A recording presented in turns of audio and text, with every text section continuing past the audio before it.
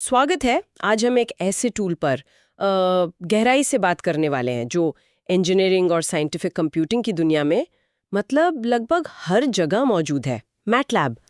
हमारे पास जो सोर्स है वो है mastering MATLAB, a beginner's guide to engineering and data analysis नाम का एक लेख। अब देखिए, बिगिनर्स गाइड सुनकर शायद लगे कि ये बहुत ही बेसिक होगा, है ना? हाँ बिल्कुल। पर हमारा इरादा है इस गाइड से वो जरूरी बातें निकालना जो इसे सिर्फ एक इंट्रोडक्शन से ज्यादा बनाती हैं। हम ये मानकर चल रहे हैं कि सुनने वाले तकनीकी दुनिया से जुड़े हैं, तो हम एकदम बेसिक परिभाषाओं से थोड़ा आगे बढ़कर इसकी असली ताकत और अहमियत को समझने की कोशिश करेंगे। तो चलिए शुरू करते हैं। सबसे पहले मैटलैब आखिर है क्या, और इसका नाम मैट्रिक्स लेबोरेटरी ये क्यों इतना मतलब अहम है? बिल्कुल, जैसा कि गाइड में साफ बताया गया है, मतलब सिर्फ एक प्रोग्रामिंग लैंग्वेज नहीं है। ये पूरा एक कंप्यूटिंग माहौल है जिसे खास तौर पर टेक्निकल कंप्यूटिंग के लिए बनाया गया है। और इसका नाम मैट्रिक्स लेबोरेटरी वो सच में इसकी आत्मा को दर्शाता है। ये मैट्रिक्स और एरे वाले गणित को संभालने में मतलब बेजोड़ है। हाँ, यही बात मुझे भी दिलचस्प लगती है। मतलब कई भाषाएं हैं जो गणितीय काम कर सकती हैं, पर मैटलैब का मैट्रिक्स पर इतना जोर क्यों? गाइड इस बारे में क्या कहता है कि ये चीज इसे कैसे खास बनाती है? गाइड के हिसाब से देखें तो यही इसकी बुनियाद है और सबसे बड़ी ताकत भी। असल में इंजीनियरिंग और विज्ञान की ढेरों समस्याएं वो स्वाभाविक रूप से मैट्रिक्स और वेक्टर के रूप में ही लिखी जाती हैं। अच्छा। चाहे वो सिस्टम ऑफ इक्वेशंस हो या सिग्नल प्रोसेसिंग या फिर इमेज मैनिपुलेशन। मैटलैब का पूरा आर्किटेक्चर ही इसके इर्द गिर्द बना है। इससे कोड अक्सर ज्यादा आसान लगता है ना, गणित के काफी करीब। और गाइड ये भी बताता है कि ये सिर्फ लीनियर अलजेब्रा या कैलकुलस तक ही सीमित नहीं है। ये तो अब algorithm development, data visualisation, data analysis, numerical computation, इन सब के लिए एक बड़ा प्लेटफॉर्म बन चुका है। तो मैटलैब तो बस शुरुआत है, अंत नहीं। समझ गए। तो ये सिर्फ गणित की आसानी नहीं, बल्कि प्रॉब्लम डोमेन से सीधा कनेक्शन है। अच्छा, अब गाइड मतलब सीखने के कई फायदे गिनाता है। वर्सेटिलिटी यानी इसका कई जगह इस्तेमाल होना, ये एक बड़ा पॉइंट लगता है। हाँ, लेकिन आजकल पाइथन जैसी भाषाएं भी तो बहुत वर्सेटाइल हैं। तो मैटलैब की वर्सेटिलिटी में ऐसा क्या खास है जो गाइड में बताया गया है? अच्छा सवाल है। देखिए, गाइड वर्सेटाइलिटी को दो तरह से देखता है। पहला तो उद्योगों की बड़ी range, aerospace, automotive, electronics, finance, biomedical, मतलब सब जगह इसका इस्तेमाल होता है। पर सिर्फ इतना ही नहीं, गाइड इस बात पर जोर देता है कि मैटलैब में अक्सर खास टूल बॉक्सेस होते हैं। हाँ, टूल बॉक्स सुना है इनके बारे में। जी, ये खास डोमेन जैसे सिग्नल प्रोसेसिंग, कंट्रोल सिस्टम्स या इमेज प्रोसेसिंग के लिए पहले से बने फंक्शंस का कलेक्शन है। ये टूल बॉक्स इसे उन एरियाज में पाइथन की आम लाइब्रेरीज के मुकाबले शायद ज्यादा तेजी से और फोकस समाधान बनाने में मदद करते हैं। अच्छा। तो वर्सेटिलिटी सिर्फ कई जगह इस्तेमाल होना नहीं, बल्कि कई जगहों के लिए खास टूल होना भी है। हाँ, ये टूल बॉक्स वाला पॉइंट तो काफी महत्वपूर्ण है। ये इसे एक जेनेरिक प्रोग्रामिंग भाषा से अलग करता है। अच्छा, दूसरा बड़ा फायदा जो गाइड बताता है वो है डेटा विजुअलाइजेशन। जी, आजकल विजुअलाइजेशंस के तो बहुत सारे ऑप्शंस हैं। मतलब इस एरिया में क्या अलग करता है? गाइड मैटलैब की विजुअलाइजेशन क्षमताओं को सिर्फ जार्ट चार्ट बनाने से आगे देखता है। हाँ, इसमें 2D, 3D plots, histograms, surface plots वगैरह बनाने के लिए बहुत सारे फंक्शंस हैं, वो तो है ही। हम्म। हाँ, और साथ ही विजुअलाइजेशन का कोड अक्सर डेटा एनालिसिस के कोड के साथ बहुत आसानी से जुड़ जाता है। ये सिर्फ फाइनल रिजल्ट दिखाने के लिए नहीं है, बल्कि एनालिसिस के दौरान ही डेटा को समझने का एक तरीका है। गाइड के हिसाब से इससे जल्दी इंसाइट्स मिलती हैं। और कम्युनिटी सपोर्ट, गाइड कहता है कि ये बहुत बड़ा है। ये तो कई ओपन सोर्स टूल्स के लिए भी सच है। क्या मैटलैब कम्युनिटी में कुछ खास बात है? हाँ, गाइड मैटलैब सेंट्रल का खास तौर पे जिक्र करता है। ये मैथवर्क्स का अपना ऑनलाइन हब है और ये सिर्फ सवाल जवाब का फोरम नहीं है।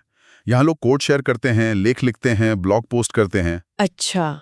और एक खास बात यह है कि मैटवर्क्स की इंजीनियर भी अक्सर इन फोरम में एक्टिव रहते हैं, तो आपको सिर्फ साथी यूजर्स से ही नहीं, बल्कि कंपनी के एक्सपर्ट से भी मदद मिल सकती है। अरे वाह। साथ ही गाइड इसके डिटेल्ड डॉक्यूमेंटेशन और ट्यूटोरियल्स पर भी जोर देता है, जो अक्सर बहुत अच्छी क्वालिटी के होते हैं। ये एक मजबूत पॉइंट है सही में। और आखिरी फायदा, इंटीग्रेशन। गाइड कहता है कि ये C++, जावा और हार्डवेयर जैसे आर्डुइनो, रास्पबेरी पाई के साथ काम कर सकता है। सुनने में तो बड़ा प्रभावशाली है, लेकिन असल में इसका क्या मतलब है? गाइड कोई उदाहरण देता है। गाइड इसे एक बड़ी ताकत बताता है। जैसे C++ के साथ इंटीग्रेशन का मतलब है कि आप मैटलैब के पावरफुल एनालिसिस और विजुअलाइजेशन का इस्तेमाल उन सिस्टम्स के साथ कर सकते हैं जिनका मुख्य कोड C++ में लिखा है परफॉर्मेंस के लिए। और हार्डवेयर इंटीग्रेशन जिसे आर्डुइनो या रास्पबेरी पाई के साथ वो प्रोटोटाइपिंग और रियल वर्ल्ड डेटा लेने के रास्ते खोलता है।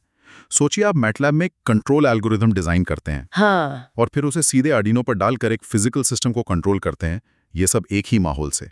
गाइड इसे आइडियाज को तेजी से हकीकत में बदलने का एक तरीका बताता है। ठीक है, ये फायदे तो काफी अच्छे लग रहे हैं, खासकर वो टूल बॉक्स और हार्डवेयर इंटीग्रेशन वाली बात। अब अगर कोई इसे आजमाना चाहे तो गाइड शुरुआत कैसे करने को कहता है? इंस्टॉलेशन और लाइसेंसिंग के बारे में क्या जानकारी है? गाइड बताता है कि पहला कदम तो जाहिर है इंस्टॉलेशन है। यहाँ ये जानना जरूरी है कि मैटलैब आमतौर पर एक कमर्शियल सॉफ्टवेयर है, मतलब इसका लाइसेंस खरीदना पड़ता है। हाँ, ये एक पॉइंट है। हालांकि गाइड ये भी मेंशन करता है कि मैथवर्क्स स्टूडेंट्स और एकेडमिक संस्थानों के लिए अक्सर काफ़ी डिस्काउंट वाले या मुफ्त लाइसेंस भी देती है और एक फ्री ट्रायल वर्जन भी मिलता है, तो आप इसे आजमा सकते हैं। लाइसेंसिंग का पहलू ध्यान में रखना तो जरूरी है। अच्छा, इंस्टॉलेशन के बाद आता है इंटरफेस। गाइड ने कमांड विंडो, वर्कस्पेस, एडिटर का जिक्र किया था। क्या हम इन पर जल्दी से एक नज़र डाल सकते हैं, ये मानते हुए कि सुनने वालों को ऐसे माहौल का थोड़ा अंदाजा तो होगा ही? जरूर। गाइड इन्हें मुख्य इंटरैक्टिव हिस्से बताता है। पहला है कमांड विंडो। ये तुरंत कमांड चलाने और छोटे-मोटे एक्सपेरिमेंट करने के लिए। आप एक लाइन का कोड लिखते हैं, एंटर दबाते हैं और फौरन रिजल्ट देखते हैं। अच्छा, जैसे कैलकुलेटर की तरह? हाँ, कुछ वैसा ही। क्विक कैलकुलेशन या किसी फंक्शन को जांचने के लिए बढ़िया है। फिर है वर्कस्पेस। ये आपकी डिजिटल डेस्क की तरह है। आप जो भी वेरिएबल बनाते हैं वो यहाँ उनकी वैल्यू के साथ दिखते हैं। इससे ट्रैक रखने में मदद मिलती है कि आपके पास क्या डेटा या रिजल्ट है। ठीक है। और तीसरा है एडिटर। यहाँ पर असली कोड लिखा जाता है। लंबी स्क्रिप्ट्स, फंक्शंस, मतलब वो कोड जिससे आप सेव करना चाहते हैं और बार बार चलाना चाहते हैं, वो यहाँ बनता है। गाइड इसे ज्यादा कॉम्प्लेक्स और स्ट्रक्चर्ड प्रोग्रामिंग के लिए जरूरी बताता है। ठीक है, तो कमांड विंडो फटाफट काम के लिए, एडिटर सीरियस कोडिंग के लिए और वर्कस्पेस सब कुछ ऑर्गेनाइज रखने के लिए। अब आते हैं बेसिक ऑपरेशंस पर। मैट्रिक्स तो इसकी जान है। Guide can basic matrix commands को जरूरी मानता है। गाइड कुछ उदाहरण देता है जो इसकी मैट्रिक्स सेंट्रिक नेचर को दिखाता है। जैसे वेरिएबल बनाना तो सीधा है। Variable name is equal to value. मान लीजिए स्पीड इज इक्वल टू 90। आखिर में सेमीकोलन लगाने से आउटपुट कमांड विंडो में नहीं दिखता, जो स्क्रिप्ट में काम आता है। मैट्रिक्स बनाना है स्क्वायर ब्रैकेट से होता है। एक रो में एलिमेंट्स कॉमा या स्पेस से अलग होते हैं और रो बदलने के लिए सेमीकोलन लगता है। जैसे a इज इक्वल टू 1 2 3 4 5 6। ये एक 2x3 मैट्रिक्स बना देगा। ये लिखने का तरीका गणित के काफी करीब है। हाँ, ये तो है। अरिथमेटिक ऑपरेशंस, स्टैंडर्ड ऑपरेटर्स जैसे प्लस, माइनस, मैट्रिक्स गुणा काम करते हैं, लेकिन गाइड एक जरूरी फर्क बताता है। एलिमेंट वाइज ऑपरेशन के लिए, यानी हर एलिमेंट पर अलग अलग ऑपरेशन करने के लिए डॉट डॉट का इस्तेमाल होता है। अच्छा, डॉट डॉट। हाँ, जैसे a डॉट b दो मैट्रिक्स के आमने सामने वाले एलिमेंट्स को गुणा करेगा, जबकि ab मैट्रिक्स मल्टीप्लिकेशन करेगा। ये डॉट वाला फर्क बहुत जरूरी है, कंफ्यूजन से बचाता है। हाँ, ये डॉट ऑपरेटर वाला फर्क ध्यान देने लायक है, खासकर उनके लिए जो दूसरी भाषाओं से आ रहे हैं। बिल्कुल। और प्लॉटिंग के लिए गाइड सबसे बेसिक प्लॉट एक्स वजी कमांड का जिक्र करता है। ये दो वेक्टर्स लेकर एक 2D लाइन प्लॉट बना देता है। ये बस शुरुआत है, लेकिन गाइड इशारा करता है कि यहाँ से बहुत आगे जाया जा सकता है। अब स्क्रिप्ट और फंक्शन की बात करते हैं। गाइड इनमें क्या फर्क बताता है और कब किसका इस्तेमाल करने की सलाह देता है? गाइड इन्हें कोड को ऑर्गेनाइज करने के दो मुख्य तरीके बताता है। स्क्रिप्ट बस मैटलैब कमांड्स की एक लिस्ट होती है, जिसे .m फाइल में सेव किया जाता है। जब आप स्क्रिप्ट चलाते हैं तो कमांड्स उसी ऑर्डर में चलते हैं जैसे लिखे गए हैं। ये दोहराए जाने वाले काम या फिक्स्ड कैलकुलेशन सेट के लिए ठीक है। फंक्शन भी .m फाइलें हैं, पर उनमें एक बड़ा फर्क है। वो इनपुट आर्ग्यूमेंट ले सकते हैं और आउटपुट वैल्यू लौटा सकते हैं। उनका अपना अलग वर्कस्पेस होता है। अच्छा, इनपुट आउटपुट। जी, गाइड इन्हें मॉड्यूलर, दोबारा इस्तेमाल होने लायक कोड बनाने के लिए जरूरी बताता है। आप एक फंक्शन लिख सकते हैं जो एक खास काम करता है, मान लीजिए डेटा फिल्टर करना, और फिर उसे अपनी मुख्य स्क्रिप्ट या दूसरे फंक्शन से अलग अलग इनपुट के साथ कई बार कॉल कर सकते हैं। गाइड का मतलब ये है कि जैसे ही कोड थोड़ा कॉम्प्लेक्स होता है या आपको कोई हिस्सा बार बार इस्तेमाल करना है तो फंक्शंस बेहतर हैं। ठीक है, तो स्क्रिप्ट सीधे निर्देशों के लिए और फंक्शन दोबारा इस्तेमाल होने वाले ब्लॉक्स के लिए। अब वापस आते हैं मैटलैब की एक और ताकत पर, डेटा एनालिसिस और विजुअलाइजेशन। गाइड इस बारे में और क्या बताता है? गाइड इसे मैटलैब के मुख्य इस्तेमाल वाले एरिया में से एक मानता है। डेटा एनालिसिस के लिए ये अलग-अलग सोर्स से डेटा इंपोर्ट करने के आसान कमांड देता है, जैसे एक्सेल, सीएसवी, टेक्स्ट फाइलें, डेटाबेस वगैरह। एक बार डेटा मैटलैब में आ जाए तो guide statistical analysis, data cleaning जैसे मिसिंग वैल्यू हटाना या भरना, स्मूथिंग, फिटिंग और मॉडलिंग के लिए बने बनाए फंक्शंस का एक बड़ा सेट का जिक्र करता है। ये फंक्शंस अक्सर हाई लेवल होते हैं, मतलब आप कम कोड में काफी कुछ कर सकते हैं। अच्छा, विजुअलाइजेशन के बारे में गाइड साधारण प्लॉट से आगे की बात करता है। ये बताता है कि आप लगभग हर चीज को कस्टमाइज कर सकते हैं, रंग, line style, marker, label, title, legend, सब कुछ। साथ ही ये कई तरह के खास प्लॉट्स बनाने की क्षमता पर रोशनी डालता है, जैसे contour plots, vector fields, 3D surface plots, जो इंजीनियरिंग और साइंस में आम हैं। गाइड का सार ये है कि मैटलैब डेटा को सिर्फ दिखाने के लिए नहीं, बल्कि उसे एक्सप्लोर करने और समझने के लिए एक पूरा माहौल देता है। ये क्षमताएं तो वाकई इसे रिसर्च में पॉपुलर बनाती होंगी। अब मान लीजिए कोई इसे सीरियसली सीखना चाहता है, गाइड मैटलैब में महारत हासिल करने के लिए क्या टिप्स देता है? ये सिर्फ प्रैक्टिस करो से बढ़कर कुछ है? हाँ, गाइड कुछ ठोस तरीके सुझाता है। नियमित अभ्यास तो है ही, लेकिन गाइड इसे असली प्रॉब्लम्स पर काम करके अभ्यास करने की सलाह देता है। सिर्फ सिंटैक्स सीखने के बजाय छोटे प्रोजेक्ट्स लें। सही बात है। दूसरा, ऑनलाइन रिसोर्सेज का भरपूर इस्तेमाल करें। मैटलैब सेंट्रल और ऑफिशियल डॉक्यूमेंटेशन बहुत कीमती हैं। गाइड कहता है कि अक्सर उदाहरण कोड और डिटेल्ड एक्सप्लेनेशन मिल जाते हैं। तीसरा, अगर मुमकिन हो तो वर्कशॉप्स या स्ट्रक्चर्ड कोर्सेज में हिस्सा लें। इनसे एक सिस्टमैटिक रास्ता मिल सकता है। ठीक है। चौथा, और ये मुझे दिलचस्प लगा, गाइड एक्सपेरिमेंट करने पर जोर देता है। अलग अलग फंक्शंस और कमांड्स के साथ खेलें, देखें कि वे क्या करते हैं, भले ही उनका तुरंत कोई इस्तेमाल न दिखे। इससे टूल की क्षमता का अंदाजा लगता है। हाँ, यह अच्छा पॉइंट है, बिना डरे ट्राई करना। बिल्कुल। और आखिर में, कम्युनिटी से जुड़ें और मदद मांगने से न डरें, चाहे वो ऑनलाइन फोरम हो या लोकल यूजर ग्रुप। दूसरों से सीखना और मिलकर काम करना सीखने की प्रक्रिया को तेज कर सकता है। ये एक्सपेरिमेंट करने और कम्युनिटी से जुड़ने वाली सलाह वाकई महत्वपूर्ण लगती है। ये इसे सिर्फ एक टेक्निकल स्किल सीखने से ज़्यादा एक खोज जैसा बना देता है। अच्छा, गाइड के आखिरी में कुछ आम सवाल FAQs भी थे।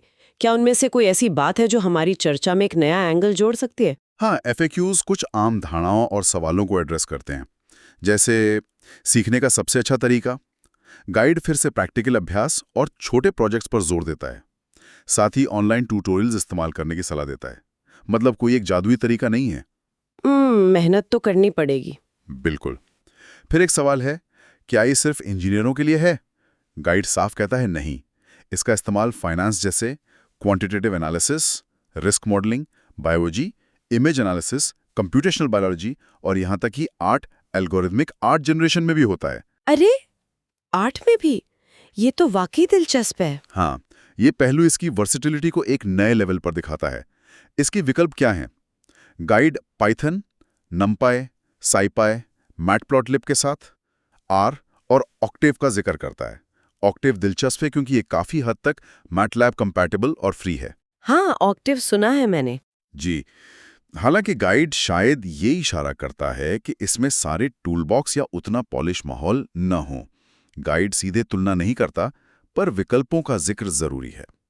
लागत, गाइड दोहराता है कि यह आमतौर पर पेड है, लेकिन एकेडमिक छूट और ट्रायल उपलब्ध हैं। ये एक प्रैक्टिकल दिक्कत हो सकती है कुछ लोगों के लिए। सही है। अन्य भाषाओं से अलग कैसे? गाइड का निचोड़ यही है कि इसकी मुख्य ताकत मैट्रिक्स ऑपरेशन, खास टूलबॉक्स और इंटीग्रेटेड विजुअलाइजेशन एनालिसिस माहौल में है, जो इसे न्यूमेरिकल कंप्यूटिंग के कामों के लिए अक्सर बहुत एफिशिएंट बनाता है। तो कुल मिलाके ये गाइड मैटलैब को एक शक्तिशाली इंटीग्रेटेड माहौल के तौर पर दिखाता है, जो मैट्रिक्स और विजुअलाइजेशन में बहुत अच्छा है, खास टूल बॉक्स के साथ अलग अलग फील्ड्स में उपयोगी है और एक मजबूत कम्युनिटी का इसे सपोर्ट है। हालांकि लागत और पाइथन आज जैसे विकल्पों पर भी गौर करना जरूरी है। आज हमने इस गाइड के जरिए मैटलैब की क्षमताओं और इसके पीछे की सोच को समझने की कोशिश की। ये सिर्फ कोड लिखने का एक जरिया नहीं, बल्कि इंजीनियरिंग और वैज्ञानिक समस्याओं को हल करने, डेटा से मतलब निकालने का एक पूरा मंच है। बिल्कुल। इसकी मैट्रिक्स हैंडलिंग की बुनियाद से लेकर एडवांस्ड विजुअलाइजेशंस और अलग-अलग डोमेन स्पेसिफिक टूल बॉक्स तक, ये टेक्निकल कंप्यूटिंग में एक अहम खिलाड़ी बना हुआ है। और गाइड ये भी साफ करता है कि विकल्पों के बावजूद इसकी अपनी खास ताकतें हैं जो इसे कई लोगों के लिए पसंदीदा बनाती हैं। जाते हैं। गाइड ने जिक्र किया कि मैटलैब का उपयोग इंजीनियरिंग और विज्ञान के पारंपरिक क्षेत्रों से परे फाइनेंस, बायोलॉजी और यहाँ तक कि आर्ट में भी होता है।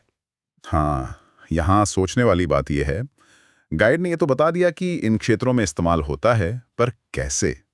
मैटलैब की मुख्य क्षमताएं यानी मैट्रिक्स को हैंडल करना और डेटा विजुअलाइजेशन, ये इन गैर पारंपरिक क्षेत्रों में किस तरह की अनोखी समस्याएं हल कर सकती हैं या कौन सी नई चीजें दिखा सकती हैं?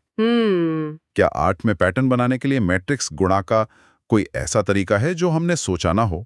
या बायोलॉजिकल सिस्टम के जटिल डेटा को समझने के लिए मैटलैब का विजुअलाइजेशन कुछ ऐसा कर सकता है जो दूसरे टूल नहीं कर पाते? गाइड हमें सिर्फ बताता है कि ये होता है, लेकिन इसके पीछे की क्रिएटिव संभावनाओं पर विचार करना वो काफी दिलचस्प हो सकता है ना।